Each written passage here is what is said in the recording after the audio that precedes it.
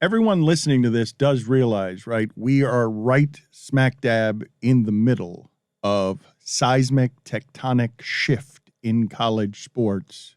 We're right in the middle of it. This has not happened where you get bang, bang one weekend. Whoa, Lincoln Riley, Brian Kelly, didn't see either of those things coming. And it's because the money in that sport is shifting. It's around the SEC, and Notre Dame's not big enough for you when college football and this kind of money comes calling. You can make the face that you're making, Jessica, but that's what just happened yesterday. It's not because they're not big enough for him.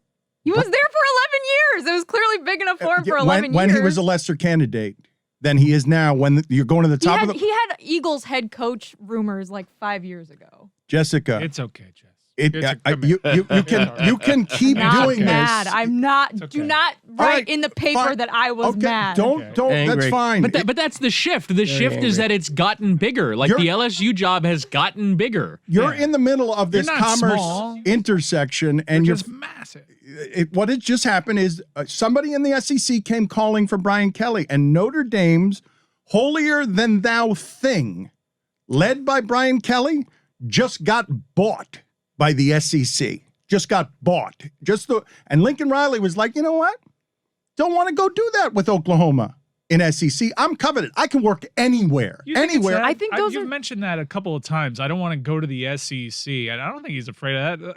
Here's what it is. $110 million, use her PJ, you and your family get to live in LA. Does that sound cool? It is easier, Mike. It's an easier path as a coach to be in the Pac-12 than it is in the SEC to get to the playoffs, Mike. But Brian Kelly just took a harder path, and I don't think it's because he's got a tougher jib. No, but what I would say to you is he took a tougher path to winning, big winning. What he didn't take a tougher path to was great players. It all just got easier for him because he doesn't have to apply the same academic standard. He could just go hire recruiters. He got the success that people get late in life when you've had a lot of accomplishments. Go get more money for doing less. For doing less. You could go to LSU. The pressure's going to be higher. The stakes are going to be higher. But you're going to be able to get the players that you want and not worry about the admissions office coming in here and saying you need a 1,200 SAT. Just go make Joe Burrow's team. Go ahead. LSU has told you by just giving Orgeron $17 million to go the hell away. We will sell our soul to get to the top of the most commercial conference that there is in minor league professional sports. And now Brian Kelly, these guys are going to start lining up for these deli jobs after we've spent this much time celebrating the CEO as leader. And it's not being acknowledged that you're going to get players in the SEC. Look at how quickly it happened for Kiffin and Leach. Like, if the smart coaches start going there, they're going to have the advantages of money and recruiting. Brian Kelly was smart to get there before others. That's a great job. And they can get all the players that they want, and he can now work less. It's less hard. Notre Dame makes it harder in their own admissions office with their own standards. They make it harder than LSU does. Work less, get paid more. That's the dream. I think you can make that argument also the other way, though, which is that now he's coaching against Nick Saban, Lane Kiffin. But he cashes in. He wins right now. Agree, but he won today. It doesn't matter what happens now. I just think that if you're going to make the argument that he's going to make more money to work less hard because the recruiting got easier, I think you should also maybe admit that, like, the coaching and the expectations in LSU, like, not that they're not big around Notre Dame, but LSU is going to be very, very hard in that conference. Yeah, success and titles is what he cared about. I think he probably... It's easier to win a title at LSU because I have very recent history to suggest not very good coaches have actually done it over there. But I do think that this mash unit of power programs in the SEC, you see what happened at Florida this year? You see what happened to Auburn? You see what's been happening to Tennessee? I think that's going to be the norm. People are going to get really frustrated because they've gone from programs that maybe lose 1-2 times a year to now all of a sudden Oklahoma's going to go to 3, possibly 4 losses a year just because of competition. I don't think they really know what they're getting into by this conference expansion. I think people like Lincoln Riley have the right idea. It's why I actually think a place like Miami in the Coastal Division has some appeal, because if you care about success, titles, getting yourself to the point that you can get the contract that Brian Kelly eventually got, because yeah, sure, Texas, LSU, Bama, they're all going to be there with the money eventually because they're going to have 3 lost seasons when this whole thing plays out.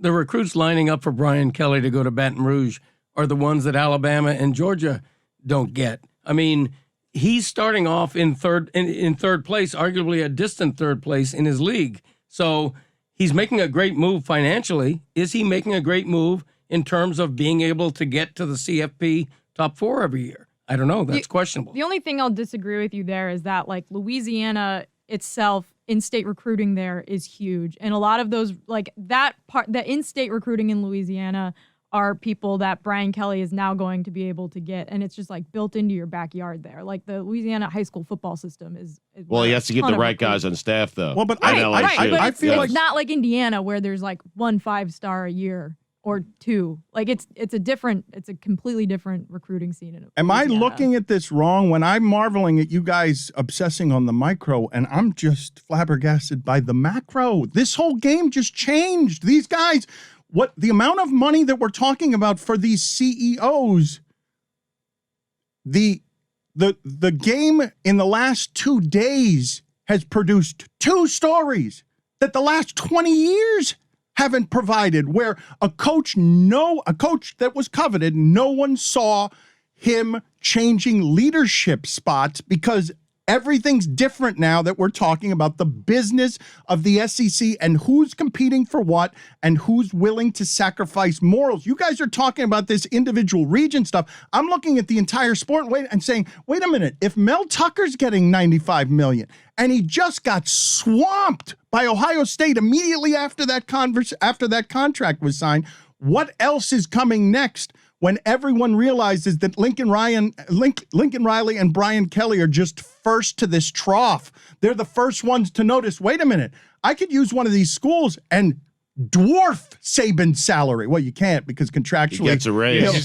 Because his contract. Saban is loving it. He's just waiting to see what happens at Oklahoma in case they open up coffers. Well, I thought Jack Swarbrick just gave a press conference, and I thought the most interesting question was, like, there have been 2 hires, like you said, in the last 2 days that have had just, like, seismic shifts in college football and hiring and coaching, blah, blah, blah. And his answer, which was, I think, the only interesting answer he gave during the press conference, was that, like, I haven't really had time to let it all sink in, like what's happened the last couple of days in college athletics, but, you know, you wonder if a university is the right place for this type of thing to take place. Like, I'm paraphrasing here. I don't have the exact quote, but I think that it's just what we talked about with Skipper over the summer when Oklahoma and Texas moved to the SEC, which is that the college football machine is getting farther and farther away from needing universities to be the place where they exist.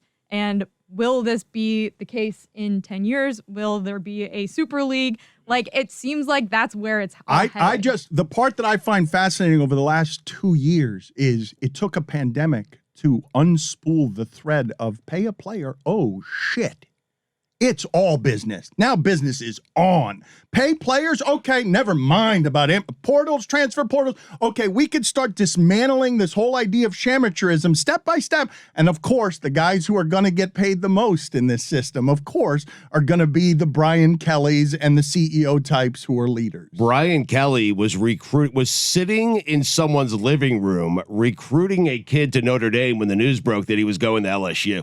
I mean, it's a business. It is rarely the transactions, Jessica, the transactions are rarely this bold and brazen. Hey, LSU comes calling. Notre Dame's holier than thou. Can we have what you guys have? And he's like, yep. Suitcase of cash, I'm out the door. Never mind whatever I give voice to of being like South Bend in my heart or a Michigan man. Jim Harbaugh's out here. I love what he's doing. Jim Harbaugh is winning the day. Jim Harbaugh is doing the thing that is that wasn't quaint 3 days ago, but now that Lincoln Riley and Brian Kelly have done what they've done, listen to what Jim Harbaugh is doing. So Harbaugh is saying, hey, you want to leave Notre Dame and go there? You want to leave Oklahoma and go there? Well, here's what I'm going to do. Any bonuses I make this year by being the Michigan head football coach, I am going to give them to workers at the University of Michigan who lost money during COVID. I mean, how about that? Yes, Michigan man. I'm a Michigan man. I'm a Michigan man. We're talking about holier than thou, like Jim Harbaugh. That's all. Really? Like it's a great thing that he did. Nice thing that he's doing. But I'm saying like that, and he's staying for now. Michigan got so much great like For some reason, Michigan had to suck against Ohio State for 5 years for people to be all of a sudden like, wow, congrats to Jim Harbaugh on beating Ohio State. It's Michigan. Like, they're blue blood. Why is everyone suddenly like, wow, good job, Michigan. Like, you did it. Because they had the enormous win of the weekend. That's what I'm mad about. Yeah. That's what I'm mad about Michigan. Did you guys know that Washington hired a head football coach? Florida hired a head football coach this weekend. I found out that yesterday Washington hired a football coach this morning. Really? Yeah. Oh. They hired the Fresno State coach. Oh. I guess that's an all right hire. Yeah. Huh. It could be the best of the hires. How do you think the Lincoln Riley thing came about, by the way? Because Carson Palmer went public with names and it was a big job, but Lincoln Riley was never linked to that. And I saw an interesting quote from the AD over at USC. When we started this whole thing, it was not our intention to set out and make a move that would change college football with one of the biggest power plays ever. Do you think Lincoln Riley's agent just called and said, hey, what's up? Because that's the way that this kind of feels to me with how quick it broke. And hey, if you guys want Lincoln Riley, we'll need this, this, and this. You're actually in this game. Lincoln Riley's agent knows in ways that we can't possibly, not only what he wants from his life in every respect, that's what the guy is paid 10% to do, but he's also paid to know what it is that makes Lincoln Riley unhappy at work that we don't know about. And I don't know what would be appealing about Or at home. Or at home, correct. Right. Where do you want to live? The agent knows those things, and we might never.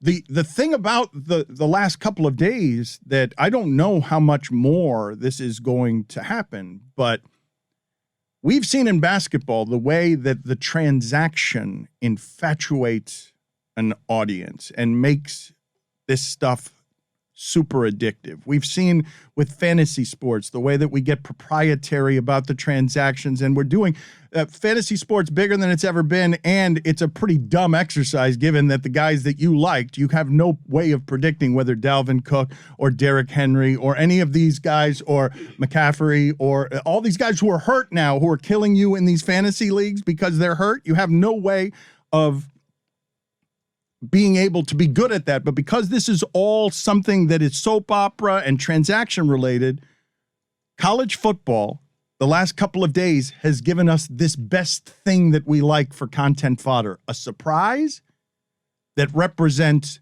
huge change and makes one program instantaneously win the day for $15 million a year, while another program searches for its new leader. The coaches is the transaction pieces, the big name coaches.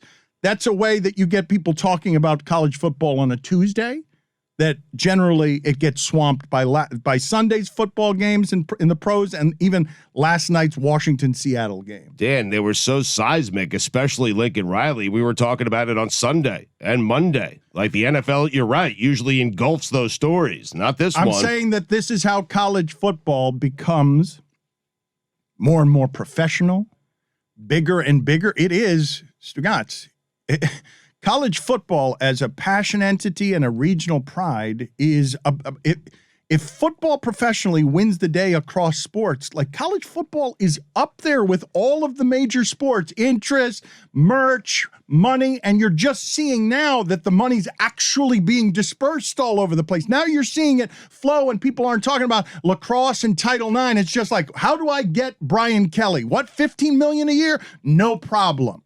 Like, I can't believe that Saban's agent was smart enough to get the contract clause of you will make me the highest paid coach no matter how crazy this shit gets. That's how it's written in the contract. Very foresightful. It's written in Saban's contract. No matter how crazy this shit gets, Saban gets $1 more than everybody.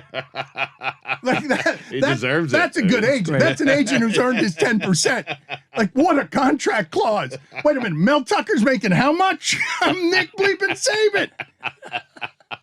That's what just happened the last couple of days. It's nuts, and it's commerce spilling wild over what was amateurism 2 years ago. The first thread was the pandemic and players being like, hey, why aren't we the Lincoln Riley's conference? Why aren't you paying us? Why in USC players, why aren't you paying us? We're not playing until you pay us. And then that thread, one of the great sports injustices of our lifetime, the players not being paid, has opened up the Wild West of commerce, of this is going to be bought and sold now. The illusion of amateurism. Like, it's a giant myth wrapped in the dollar, like a giant myth. And now the coaches are cashing in on the dollars. And athletes still aren't paid. I think that people like think that because name and license is a thing now and you can make money, that it means that the university's money or the TV rights that the players are generating goes back to their pockets. And that's not the case. And that's why, like, when you think about it, college football is really gross. And seeing these numbers thrown out there for Mel Tucker, for Brian Kelly, for Lincoln Riley, for any of these top coaches. For Hugh Freeze at Liberty. Hugh Freeze, who, like, everything he he's did on the wrong move, by the way. made Mississippi matter. Yes, yeah, put it on the poll, Guillermo. Is Hugh Freeze on the move, even though he just signed a contract for $4 million a year? On the lam is more like it. That just increases the buyout. I mean, Manny Diaz was a Temple coach for 12 hours. You know, that just increases their buyout. And maybe again. $4.5 million. That was a big investment from a school like Liberty. That's what Manny Diaz makes down here. A few weeks ago, there was a conversation when Mike Tomlin was linked with the USC job. Isn't it offensive that Mike Tomlin will be linked with the USC job? He's a successful NFL head coach. Does the last 2 days kind of puncture that? I saw that Brian Kelly is making more than 26 of the 32 NFL head coaches. Jess is shaking her head no, and I will tell you, direct quote from Brian Kelly, I think Mike Tomlin had it right. Yeah, that was a couple of months ago. But yeah. I still think no. I think Mike Tomlin is an NFL coach. Brian Kelly is a college coach. But like Cliff Kingsbury's name was thrown out the second that Oklahoma came available. Yeah, because he probably wants a raise. Like all the reasons I understand, but in that we said the Brian that's part Kelly of Chris's thing point, wasn't though. Okay. It's the coach of a 9-2 NFL team being linked with a college job.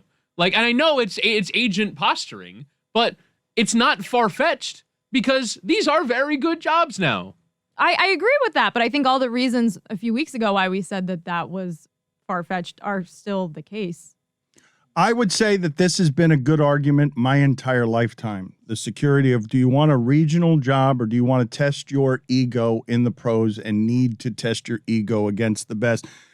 Greg Cody has seen this happen with Jimmy Johnson, who had his regrets about ever leaving, but knew himself well enough to say, my ego required for me to test challenges in the pros. But right now, if you tell me, given what my sensibilities are about what success looks like, what freedom looks like, I'd rather have a college job. I'd rather be Bobby Bowden, have the ability to have 10 years than give me the pressure of all these guys in the pros where Mike Tomlin's about to get stripped down naked when he doesn't have a quarterback. Like, he's going to keep trying to do things over the next couple of years, but he could last longer in college sports. That said, the pressure is now getting to college sports where Harbaugh getting 6 years is a bit Harbaugh getting 6 years is an exercise in patience because it's less comfortable in college than it used to be. But the more you increase the stakes and the money in college, the more you're going to make it the same thing that it is in the pros. But I